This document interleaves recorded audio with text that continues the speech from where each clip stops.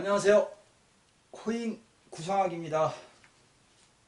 날씨는 엄청나게 춥고 코로나가 조금 줄어들긴 하더라도 경기도 그냥 어려워지는 것 같고 점점 더 좀 좋아지나? 지금 그게 코로나가 좀 잠잠해져야 많은 분들이 활동을 하고 저도 수업을 좀 하고 이래야 될 텐데 세상에 그게 때를 잘 안 되는 것 같습니다.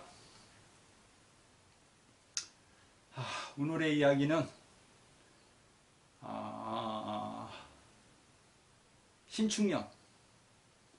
신축년은 이혼할 수 있을까? 이런 주제를 가지고 이혼할 수 있을까? 이런 주제를 가지고 이야기를 한번 해보겠습니다. 왜 이혼이냐? 이렇게 얘기를 하시면 왜 배랑과는 이혼이라는 얘기를 하느냐? 이렇게 말씀하시면 일단 깨지는 게 공궁이 깨집니다. 이 집이죠. 여자. 그리고 건궁이 깨집니다. 남편이 깨지는 거고 여자가 깨지는 거고 이런 형태가 되는 거죠. 결국에는 이게 제가 이제 매번 이야기를 하지만 진짜 그러냐 다 그러냐 이렇게 따지면 딱 집어서 얘기하기엔 단정 지을 수는 없지만 이렇게 쭉 보면 이런 일이 많이 생길 수 있습니다. 이렇게 가정을 해볼 수 있고 조심을 하세요. 이렇게 이야기를 해볼 수가 있을 것 같습니다. 집이 깨지고 가장이 깨지고 여자가 깨지고 이런 형태가 되다 보니까 그거는 거의 최근에도 이제 본명성 3 되시는 분이 저한테 이제 의뢰를 해서 말씀을 드렸는데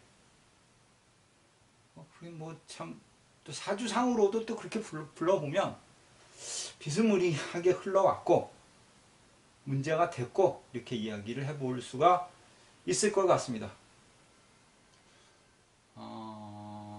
두 번째는 이제 중국에 뭐가 걸리냐, 육이 걸리니까 이게 원인자가 되는 거죠. 제공자. 누구 때문에 이혼해요? 누구 때문에 가정이 시끄러워요? 남자 이렇게 됩니다. 남편. 이게 이제 답이 되는 거니까. 그럼 누가 그러한 확률이 높아지냐 이렇게 이제 따져보면 일단은 자기 방에 들어가 있는 본명성 3의 문제죠. 자, 본명성 3은 88년, 79년, 그 다음에 70년, 61년. 요 본명성이 일단 이렇게 깨지는 게 집이 깨지고 직장이 깨지고 이렇게 깨집니다. 이거의 변수가 올 수 있다는 얘기니까 그러면 내가 이혼을 하고 싶다. 누구 때문에 그러냐? 누구 때문에 그래? 육이죠. 남자 때문에. 이렇게 가정을 해볼 수 있기 때문에 본명성 3, 88, 79, 70년, 61년 이분들은 조심하셔야 된다 이거죠. 본명성 3, 그 다음에 본명성 7. 본명성 7, 66년, 그 다음에 75년, 84년, 93년인가 이렇죠. 여기 본명성 7들은 이제 만약에 남자라고 하면 부도라고 했지만 여자들 같은 경우에는 뭐냐면 저게 이제 사주상으로 식상의 기운이 동화한다 이렇게 생각하시면 돼. 내가 관을 치겠다 이런 개념으로 해석을 해볼 수도 있는 거죠. 올해는 내가 못 참겠어 이런 형태가 됩니다. 그래서 본명성 3, 본명성 7 그 다음에 본명성 6입니다. 이제 본명성 6 같은 경우는 중궁에 왔으니까 원인 제공자이기도 하고 오랫동안 기다렸던 사건사를 해결하는 궁이기도 한다는. 그러면 본명성 6 같은 경우는 뭐 내가 옛날부터 이혼을 준비했다. 그럼 올해 들어서 결정할 수 있습니다. 이렇게 이야기를 해볼 수가 있겠습니다. 그 다음에 본명성 2. 이게 이제 강궁에 빠지면서 여기서는 1대1 대충을 맞습니다. 그럼 본명성 2도 편치는 않다. 89년, 80년, 71년, 62년이 되는 겁니다.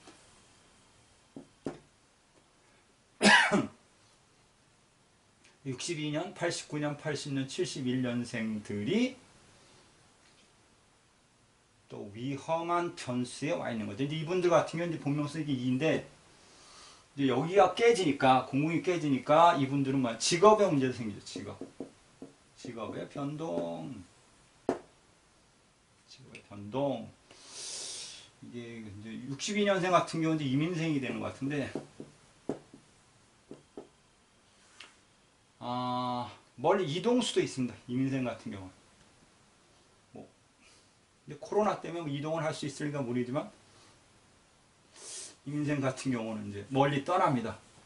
이별을 원합니다. 내가 바람이 났습니다. 이런 형태가. 특히나 이제, 내년에가 인자가 있는 분들이 애정사가 생깁니다.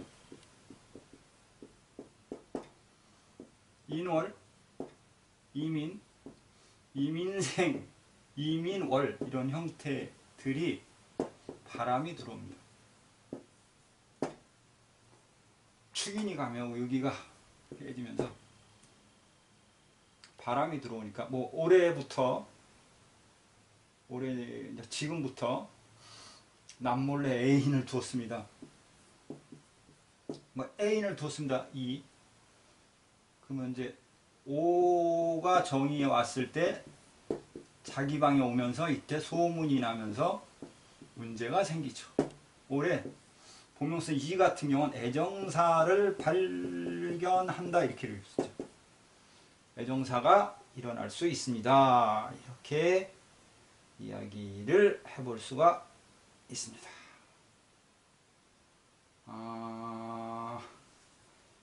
아까 제가 그 호랑이 이야기를 했지만 86년, 74년, 그다음 62년 이분들은 특히나 이 조심을 하셔야 될 것 같습니다. 이렇게 이야기를 해볼 수가 있을 것 같습니다. 그러니까 인월생, 인월 이분들은 이제 애정사가 발생할 수 있는데 그런 게 그게 좀 막는다고 해서 막아지는 것도 아니고 때가 되면 자연히 그러한 문제가 발생할 수 있기 때문에 조금 조심을 하는 게 좋을 것 같아요. 이렇게 제가 표현을 해보고 싶습니다. 그 다음에 간지상으로 한번 제가 이제 간지를 잘 해설을 안 하는데 하도 뭐 명리를 잘 하시는 분들이 많기 때문에 간지상으로 그걸 바라봐도 마찬가지인 거고, 또는 곤궁이 깨진다 이런 이야기는 가정이 깨진다는 뜻이거든요. 이거 자기 원국을 예를 들어서 나이대로 돌려봐서 곤궁이 깨지는 해, 달, 월 이때 상당히 좀 문제가 많이 발생을 합니다. 제가 대략적으로 이렇게 생각을 해보니까 35년생, 35세 정묘생, 그 다음에 43세 기미생, 그 다음에 51세 신해생. 다시 설명을 해드리면 내년에 공공에 깨지는 그 분들을 살펴보니까 35세 정묘생, 그 다음에 43세 기미생, 그 다음에 51세 신해생. 이분들은 공공이 깨지는 형태가 되기 때문에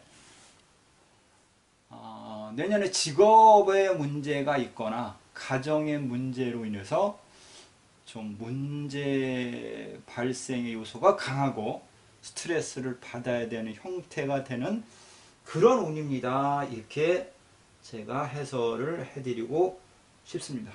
결국에는 본명성 3, 본명성 7, 본명성 2, 본명성 1도 이제 포함을 하는데 본명성 1 같은 경우는 바람을 피면 바람을 폈습니다. 이게 소문이 나는 거죠.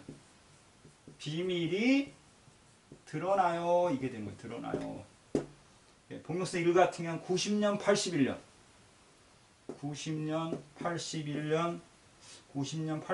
72년, 63년. 이분들은 애정사가 만약에 있다고 하면 조심을 해야 됩니다. 이때 드러날 수 있습니다. 이렇게 표현을 해볼 수가 있을 것 같습니다.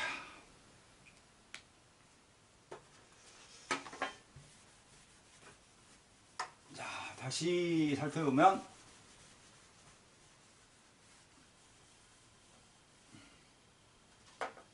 본명성 3, 본명성 7, 본명성 1, 본명성 6, 본명성 2. 이분들은 조심하는 게 좋겠습니다. 이렇게 말씀을 드리겠습니다. 간지상으로 이게 내년에 신축이라는 글자가 왔는데 신축이라고 이렇게 보면 축. 이 소잖아요. 소다 이 소. 이게 뭐 소하면 음식을 씹지 않고 먹는데 씹지 않고 막 먹죠. 집인가 뭐 그런 거 이렇게 먹는데 신축년 같은 경우는 이제 소화기 계통 이제 질병이 생길 수가 있고요. 신금이 이게 뭐라 그러나 이게 뭐 현침 뭐 이런 얘기도 하고 반울 뭐 이런 얘기도 해요. 그죠? 이때는 이제 고독, 외로움 이런 게 올 수 있겠죠. 그리고 여기가 간방입니다. 간방은 뭐예요? 종교, 그 다음에 교육, 의학, 예술 이런 의미를 또 이게 포함을 하고 있습니다. 이게 신축이라는 글자를 가만히 이렇게 쳐다보면 소다, 소학이다. 여기 팔방이니까 간방이에요. 허리 조심하세요. 척추, 요추 이런 쪽 조심하십시오. 이렇게 얘기를 하고 축이라는 글자가 하유축의 마지막 글자로서 망했습니다. 다시 시작합니다. 그리고 정리입니다. 이렇게 해서 신축이란 글자 자체가 또 제가 강의를 몇 번에 걸쳐 이야기를 했지만 이별이란 뜻이 있어요. 이혼. 하유축. 제가 이혼하고 싶어요. 사유축년에 해라. 간혹 이렇게도 얘기를 합니다. 이게 절교라는 뜻이거든요. 절교.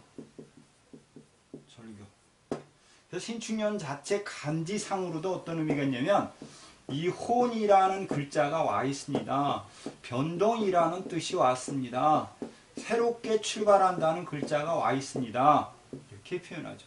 여기 또 뭐 구성상으로 보니까 구라는 문서가 와 있습니다. 이렇게 표현을 하니까 내년에는 간지상으로도 이혼을 합니다. 이별을 합니다. 이런 형태의 의미들을 부여하면서 그런 문제로 다툼이 생긴다. 다툼. 다툰다. 다툰다. 싸운다. 구설 뭐 이런 게 내재되어 있다. 이렇게 표현을 할 수 있고 축이라는 글자 뭐 글자 자체가 종교성이나 의학성이 있기 때문에 이게 정신적인 분야 이게 기문 방향이라고 그러나 뭐 이렇게 표현들을 해요. 축이니 정신, 종교, 의학 이런 쪽에 관심이 가지거나 이 명리, 사주 명리 이런 쪽 공부를 하시는 분들도 많이 늘어나지 않겠는가 이렇게 바라볼 수가 있습니다.